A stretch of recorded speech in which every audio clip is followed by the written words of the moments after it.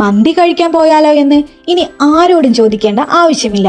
റെസ്റ്റോറന്റിൽ നിന്നും കിട്ടുന്ന അതേ രുചിയിൽ തന്നെ നമുക്ക് വീട്ടിൽ മന്തി തയ്യാറാക്കാവുന്നതാണ്. അധികം ഇൻഗ്രീഡിയൻസ് ഒന്നും ചേർക്കാതെ വളരെ ഈസിയായി തയ്യാറാക്കാൻ പറ്റുന്നതും എന്നാൽ നല്ല ടേസ്റ്റിയുമായിട്ടുള്ള ഒരു ചിക്കൻ മന്തിയുടെ റെസിപ്പിയാണ് ഇന്ന് കാണിക്കാൻ പോകുന്നത്. ഉടനെ തന്നെ വീഡിയോയിലേക്ക് പോകാം.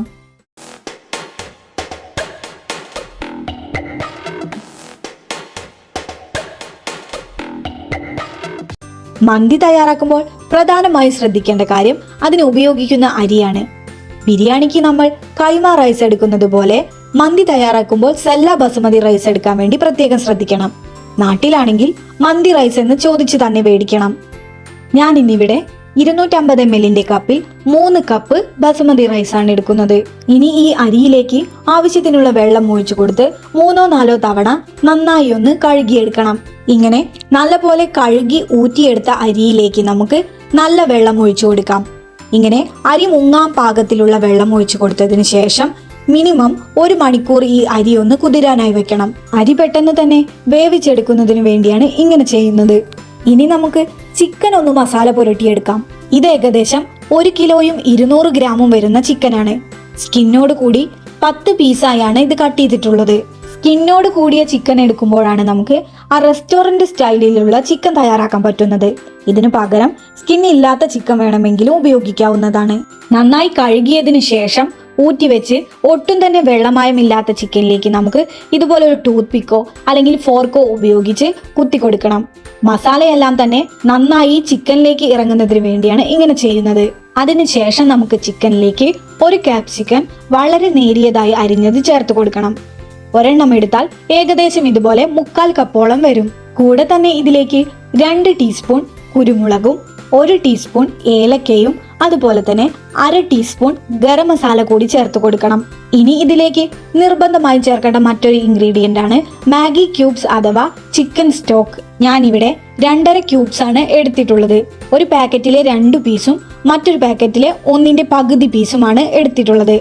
ഇനി ഇത് കൈവച്ച് നന്നായി ഒന്ന് ഉടച്ചെടുത്തതിന് ശേഷം നമുക്ക് ചിക്കനിലേക്ക് ചേർത്ത് കൊടുക്കണം.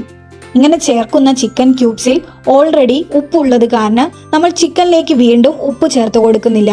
ഇനി ഇതിലേക്ക് 1/4 കപ്പ് സൺഫ്ലവർ ഓയിൽ ചേർത്ത് കൊടുക്കാം. 250 ml കപ്പിലുള്ള മെഷർമെന്റ് ആണ് ഞാൻ പറയുന്നത്. കൂടെ തന്നെ അല്പം ഫുഡ് കളർ കൂടി ഞാൻ ചേർത്ത് കൊടുക്കുന്നുണ്ട്. ഇത് തികച്ചും ഓപ്ഷണൽ ആണ്.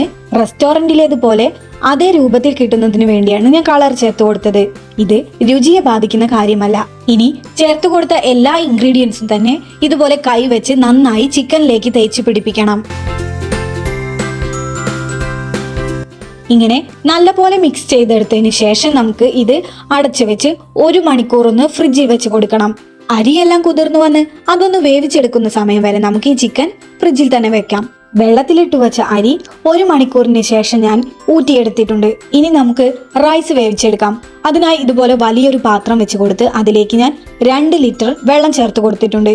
ഇവിടെ അരി നമ്മൾ വേവിച്ച് ഊറ്റിയെടുക്കുകയാണ് ചെയ്യുന്നത്. അതുകൊണ്ട് തന്നെ വെള്ളം അല്പം കൂടുതൽ എടുക്കണം. ഇനി ഈ വെള്ളത്തിലേക്ക് നമുക്ക് ഒരു ബേ ലീവ്സ് ചേർത്ത് കൊടുക്കാം. അതോടൊപ്പം തന്നെ നിർബന്ധമായും ചേർക്കേണ്ട മറ്റൊരു ഇൻഗ്രീഡിയന്റ് ആണ് ഉണക്ക നാരങ്ങ. ഒരു ഉണക്ക നാരങ്ങ കൂടി നമുക്ക് ഈ വെള്ളത്തിലേക്ക് ചേർത്ത് കൊടുക്കണം. ഇനി റൈസിന് ആവശ്യമായിട്ടുള്ള ഉപ്പ് ചേർത്ത് കൊടുക്കണം. 3/4 ടേബിൾ സ്പൂൺ ഉപ്പാണ് ഞാനിപ്പോൾ ചേർത്ത് കൊടുത്തത്. കൂടെ തന്നെ ഇതിലേക്ക് 1 ടേബിൾ സ്പൂൺ സൺഫ്ലവർ ഓയിൽ കൂടി ഒന്ന് ചേർത്ത് കൊടുക്കണം. ഇനി ഫ്ലെയിം കൂട്ടി വെച്ച് കൊടുത്ത് ഈ വെള്ളം നന്നായി ഒന്ന് തിളപ്പിച്ചെടുക്കണം.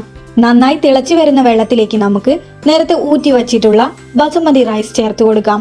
ഇതുപോലെ ചെറുതായി ഒന്ന് ഇളക്കി കൊടുത്തതിന് ശേഷം നമുക്ക് ഈ അരി ഒന്ന് അടച്ചു വെച്ച് വേവിച്ചെടുക്കണം. അരി ചേർത്ത് വെള്ളം വീണ്ടും തിളയ്ക്കാൻ തുടങ്ങിയതിന് ശേഷം ഏകദേശം 8 മിനിറ്റോളം നമ്മൾ അരി വേവിച്ചെടുക്കണം. മീഡിയം ഫ്ലെയിമിലിട്ട് കൊടുക്കാൻ പ്രത്യേകം ശ്രദ്ധിക്കണം. അരി ഒന്ന് വെന്ത് തുടങ്ങിയതിന് ശേഷം നമുക്ക് ഇതിലെ ഉപ്പൊന്ന് ചെക്ക് ചെയ്ത് നോക്കാം. കുറവ് തോന്നിയപ്പോൾ 1 ടീസ്പൂൺ ഉപ്പ് കൂടി ഞാൻ ഈ സമയം ചേർത്ത് കൊടുക്കുന്നുണ്ട്. ഇപ്പോൾ മൊത്തം 1 ടേബിൾ സ്പൂൺ ഉപ്പാണ് നമ്മൾ അരിയിലേക്ക് ചേർത്ത് കൊടുത്തത്. വീണ്ടും അടച്ചു തന്നെ വെച്ച് കൊടുക്കണം. അങ്ങനെ ഏകദേശം 8 മിനിറ്റ് ആവുമ്പോഴേക്കും അരി പാകത്തിന് വെന്ത് വന്നിട്ടുണ്ടാകും. ഇനി നമുക്ക് ഫ്ലെയിം ഓഫ് ചെയ്ത് കൊടുത്ത് അരിയൊന്ന് ഊറ്റിയെടുക്കണം.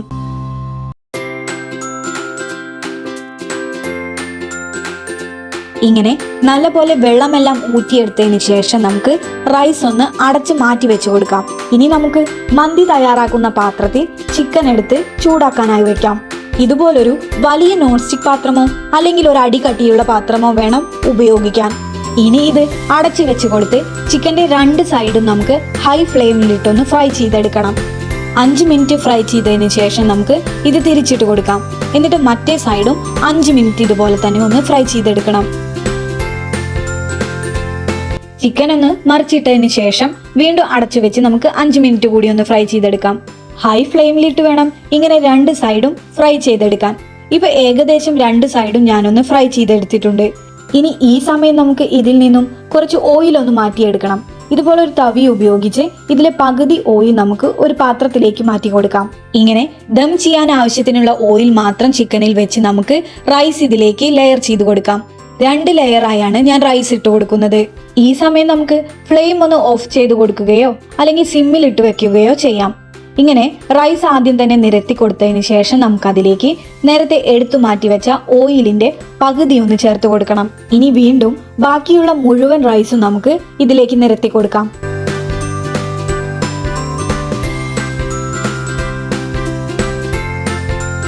മുഴുവൻ റൈസും ചേർത്തതിന് ശേഷം ബാക്കിയുള്ള ഓയിൽ കൂടി ഒഴിച്ചു കൊടുക്കണം. എന്നിട്ട് ഓപ്ഷണലായി ഞാൻ ഇതിലേക്ക് ഫുഡ് കളർ ചേർത്ത് കൊടുക്കുന്നുണ്ട്. അല്പം റെഡ് കളറും അതുപോലെ തന്നെ കുറച്ച് മഞ്ഞ കളറുമാണ് ചേർക്കുന്നത്. മഞ്ഞ കളർ ഞാൻ ഉണ്ടാക്കിയിട്ടുള്ളത് പാലിൽ അല്പം മഞ്ഞപ്പൊടി ചേർത്താണ്. ഇനി ഇതുപോലെ 4-5 പച്ചമുളക് കൂടി റൈസിലേക്കൊന്ന് കുത്തിവെച്ച് കൊടുക്കണം. ഇനി അവസാനമായി ചാർക്കോൾ കയ്യിലുണ്ടെങ്കിൽ ഇതുപോലെ ഒന്ന് കത്തിച്ചെടുക്കണം. അല്ലെങ്കിൽ അല്പം ചിരട്ട കത്തിച്ചെടുത്താലും മതി. എന്നിട്ട് അല്പം എണ്ണ കൂടി ഒഴിച്ചു കൊടുത്ത് ഒന്ന് സ്മോക്ക് ചെയ്തെടുക്കണം. ഇതുപോലൊരു ഫോയിൽ പേപ്പർ വെച്ച് കവർ ചെയ്തെടുത്ത് നമുക്കൊന്ന് അടച്ചു വെച്ച് കൊടുക്കാം. 5 മിനിറ്റ് മീഡിയം ഫ്ലെയിമിലിട്ടും 20 മുതൽ 25 മിനിറ്റ് വരെ ലോ ഫ്ലെയിമിലിട്ട് വേണം ദം ചെയ്തെടുക്കാൻ. ഈ സമയം കൊണ്ട് നമുക്ക് മന്തിക്ക് ആവശ്യമായ 2 സൈഡ് ഡിഷ് തയ്യാറാക്കിയെടുക്കാം. അതിനായി ഞാനിവിടെ ഒരു മിക്സിയുടെ ചെറിയ ജാറിലേക്ക് 1.5 തക്കാളി ചേർത്ത് കൊടുക്കുകയാണ്. അതോടൊപ്പം തന്നെ 3 വെളുത്തുള്ളി അല്ലിയും 1 പച്ചമുളകും അല്പം മല്ലിയിലയും കൂടി ചേർത്ത് കൊടുക്കാം. കൂടെ തന്നെ കുറച്ച് നാരങ്ങ നീരും കൂടി ഒന്ന് പിഴിഞ്ഞു കൊടുക്കണം. ഇനിയൊരു 1/4 ടീസ്പൂൺ ഉപ്പും കുറച്ച് ചില്ലി ഫ്ലേക്സ് കൂടി ഒന്ന് ചേർത്ത് നമുക്ക് ഇത് അടച്ചൊന്ന് അരച്ചെടുക്കാം. അധികം പേസ്റ്റ് ആക്കാതെ ചെറുതായി ഒന്ന് ക്രഷ് ചെയ്തെടുത്താൽ മതിയാകും. ഇനി രണ്ടാമത്തെ സൈഡ് ഡിഷ് തയ്യാറാക്കുന്നതിനായി 1/2 കപ്പ് തൈരിലേക്ക് നമുക്ക് അല്പം മല്ലിയിലയും കുറച്ച് ഉപ്പ് കൂടി ചേർത്ത് വേണം അരച്ചെടുക്കാൻ.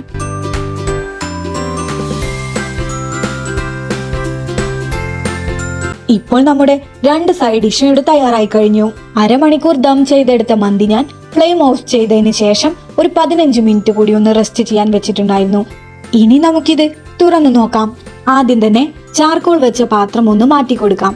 ഒപ്പം തന്നെ നമുക്ക് ഇതിൽ വെച്ച് കൊടുത്തിട്ടുള്ള മുളക് കൂടി ഒന്ന് എടുത്തു മാറ്റണം. ഇനി നമുക്ക് ഈ റൈസ് ഒന്ന് മാറ്റി കൊടുത്ത് ഈ ചിക്കനെ എല്ലാം തന്നെ ഒന്ന് പുറത്തെടുക്കണം. ചിക്കൻ പീസസ് മുഴുവൻ നമുക്ക് ഒരു പാത്രത്തിലേക്ക് ആദ്യം തന്നെ മാറ്റി കൊടുക്കാം. ഇങ്ങനെ ചിക്കൻ എല്ലാം മാറ്റിയതിന് ശേഷം നമുക്ക് റൈസ് നന്നായി ഒന്ന് മിക്സ് ചെയ്തെടുക്കണം. താഴെയുള്ള ആ ഒരു ഓയിലിലേക്ക് നമുക്ക് ഈ റൈസ് മുഴുവനായി ഒന്ന് മിക്സ് ചെയ്ത് കൊടുക്കണം. ഇങ്ങനെ മിക്സ് ചെയ്തെടുത്തിട്ടുള്ള റൈസ് നമുക്ക് ഒരു സെർവിങ് ഡിഷിലേക്ക് മാറ്റി കൊടുക്കാം. പിന്നീട് നമുക്ക് ചിക്കൻ ഓരോന്നായി ഇതിൽ വെച്ച് കൊടുക്കാം.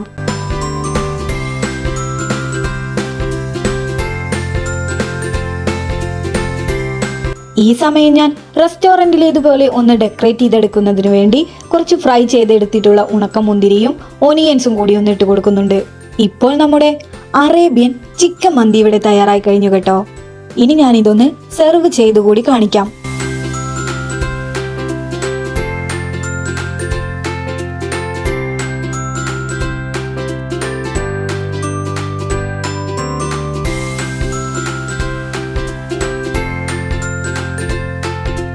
എളുപ്പത്തിൽ തയ്യാറാക്കാൻ പറ്റുന്ന വളരെ ജ്യൂസിയും ടേസ്റ്റിയുമായിട്ടുള്ള ഈ ഒരു മന്തി റെസിപ്പി നിങ്ങളും കൂടി ഒന്ന് ട്രൈ ചെയ്ത് നോക്കൂ. വീഡിയോ ഇഷ്ടമാവുകയാണെങ്കിൽ ഒന്ന് ലൈക്ക് ചെയ്യാനും ചാനൽ ഇതുവരെ സബ്സ്ക്രൈബ് ചെയ്തില്ലെങ്കിൽ ഒന്ന് സബ്സ്ക്രൈബ് ചെയ്യാനും മറക്കല്ലേ. നമുക്ക് വീണ്ടും മറ്റൊരു വീഡിയോയുമായി കാണാം.